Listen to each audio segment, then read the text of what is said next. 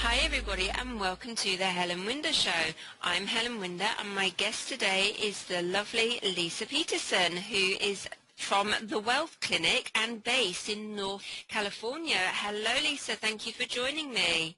Thank you for having me. Tell us about yourself and, where you're from, what you do, how you got into becoming the Wealth Clinic. Sure.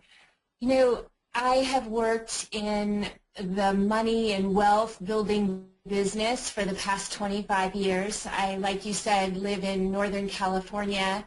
I have 2 children, and I live near Lake Tahoe, so I live in the mountains where we get a lot of snow when it's a good year. But I have been helping people with money and all aspects of it for the past 25 years. Earning it, saving it, spending it, giving it away, and investing it. And that's really what led me into starting Wealth Clinic. But instead of it just being about how to invest money or how to manage money, I realized that there was a whole other aspect to money that most people don't talk about, and that has to do with our mindset. And so that's really what I help people with. It's got a huge amount to do with how we perceive it, hasn't it? Yeah, people don't realize how much of our relationship with money has to do with our relationship with life. It's really just an energetic tool, currency, right? Money is currency. It's a communication tool between us and other people. But because it's so integral in our lives, we have this deep relationship with it, but nobody talks about it, and it causes there to be a lot of confusion. Yeah, absolutely. I think I can really relate to what you're saying there. So before, or rather your journey into creating the Wealth Clinic, has it been smooth? Have you had any sort of obstacles or hurdles or bumpy journeys along the way to be, to where you are today? How's it been for you? Yeah, stepping back, one of the things that caused me to be going into the money business was that when I was growing up, we didn't have very much of it, and it was a source of deep stress for my family, and my parents fought about it a lot. And at an early point in my life, I made the decision that if I were to have a lot of money, then there wouldn't be any problems in my life, and I would be happy. And I set out really early to figure out this thing called money, because my parents definitely didn't have it figured out. So I ended up eventually getting my master's in business administration and moving into a career and working in the business. And I had a lot of success. I was really good at what I did. But about 15 years ago, 1999, my father was brutally, unfortunately, killed by his ex-girlfriend and her boyfriend. And when that happened, I was sort of like a house of cards. On the outside, thankfully, everything looked fine and remained fine. But on the inside, it was like everything just crumbled. And I saw that I really was not happy, was pursuing all these things that I could tell weren't really going to bring me the happiness I was seeking. And it began a journey of self-reflection, and that's when I got really into meditation to help me heal from the inside out. And I started teaching meditation after a few years because I enjoyed it so much, and I saw that it wasn't easy for me. It took me about 3 years before I thought, okay, I can actually do this. I was quite terrible at it because I'm a type A ADD person. But once I figured out how to do it, I thought, okay, I can teach other people. And I kept that aspect of my life completely separate from my career and my business because nobody in the banking and finance world wanted anything to do with the stuff I was talking about Buddhism and about spirituality and about self-understanding. They just looked at me like I was an alien, and I just learned to keep my mouth shut. Yeah, it's true, isn't it? Sometimes we talk about, the little things that help us along the way, which aren't necessarily going to be mainstream. They look at you and think, okay, who've we got here? Totally. And I got so used to it. And even, in the beginning, maybe like a lot of people, probably shared too much and was so excited. And maybe that's why I wanted to start teaching, because at least if you put a sign on the door and people come to a class, you know that they've self-selected.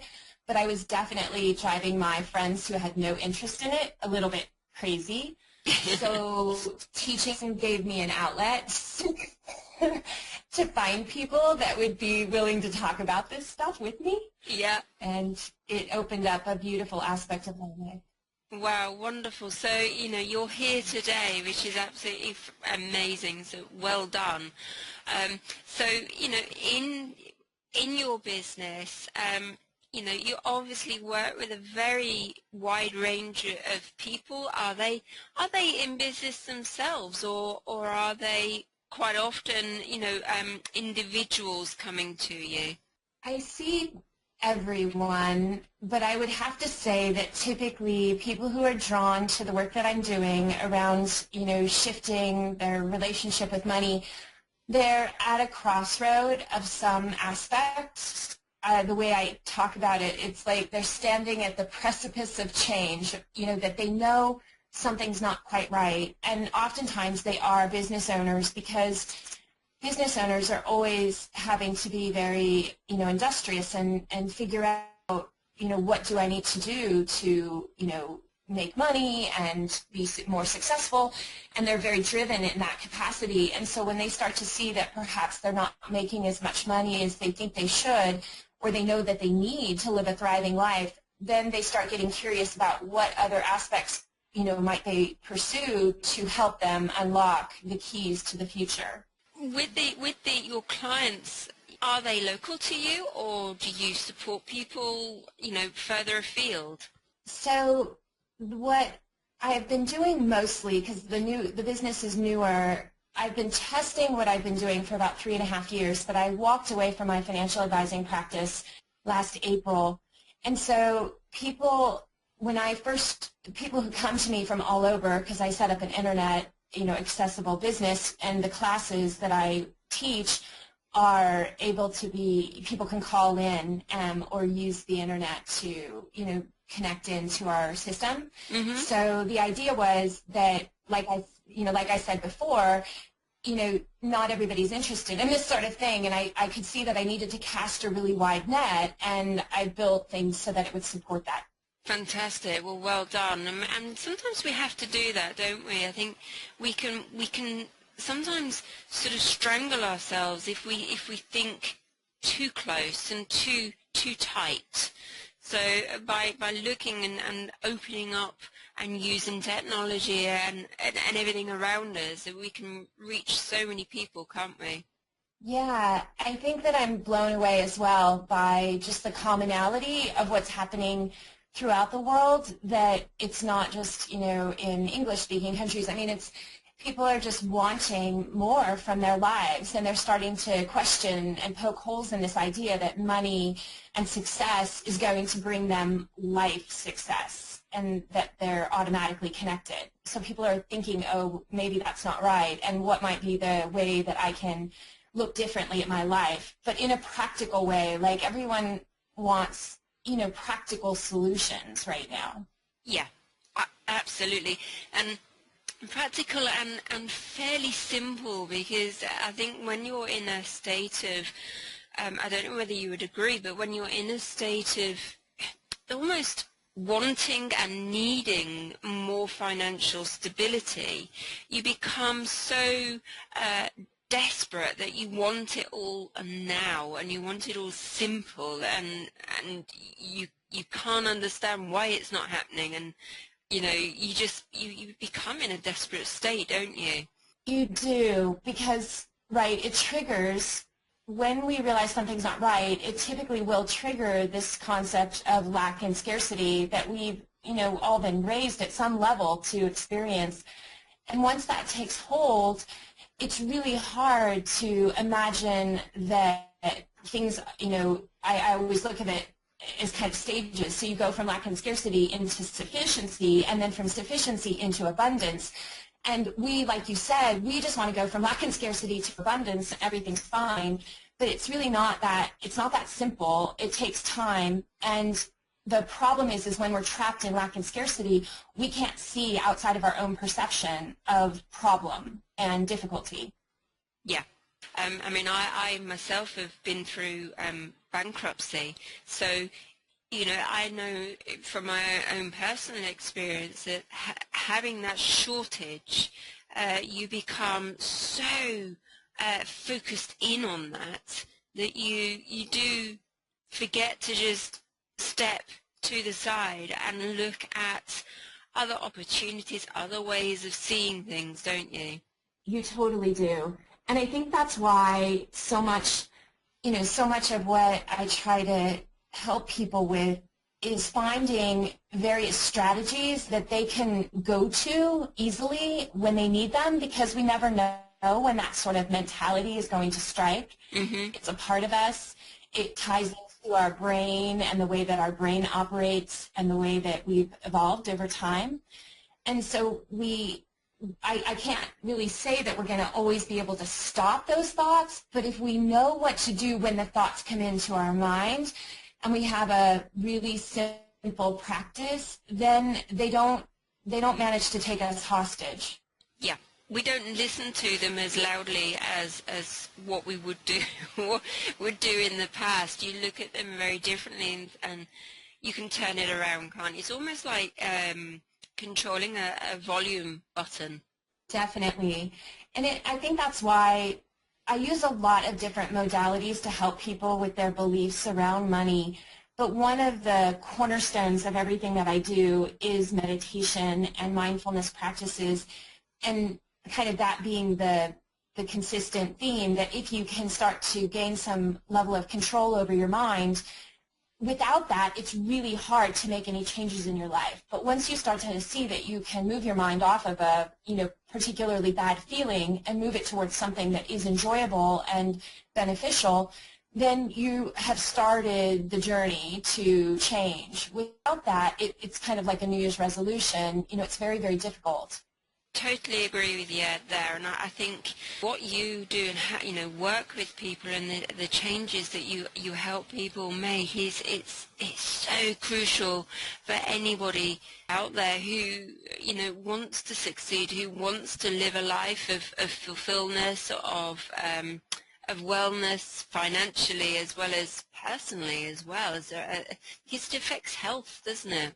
It totally does. What I've come to realize, and it was not automatic, in fact I feel like it just continues to evolve and show itself every day to me, is that our experiences with money are just a reflection of our experience of waking up, if however you want to refer to that. But as we increase our consciousness, it is required of us to have a very comfortable understanding of how money is an important aspect of our lives, and if we wish to thrive in this life and be free from the problems that keep us from being able to help others, right? When we have a lot of problems, we can't be of service to others.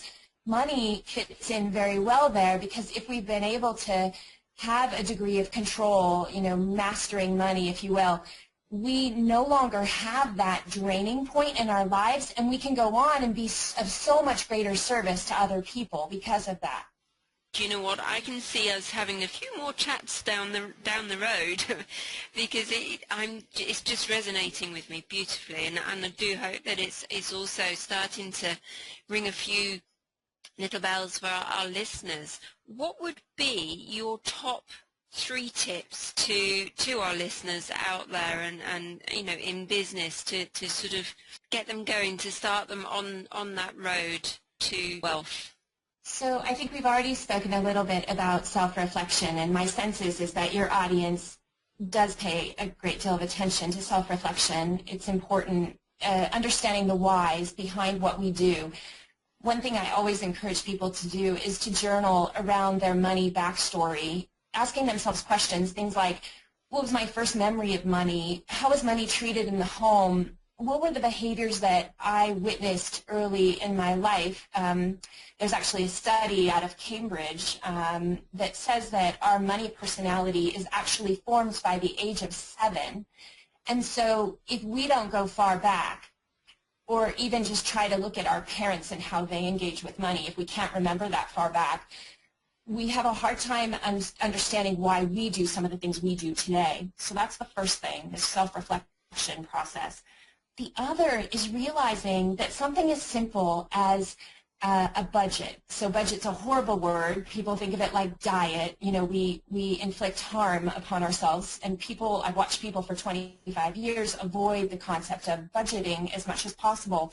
But if we can shift our understanding of budgeting and think of it as merely a diagnostic tool, similar to when we go to the doctors and they take our temperature and they take our vitals, it's merely allowing us to understand where we are at any given point in time.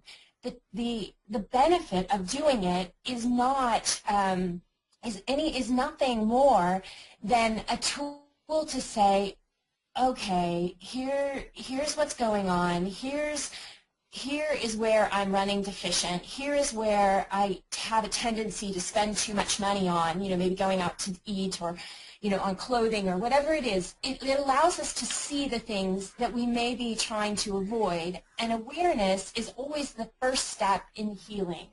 So that's why paying attention to how the money is being spent and how it compares to how much money is coming in is actually a very important mindset process.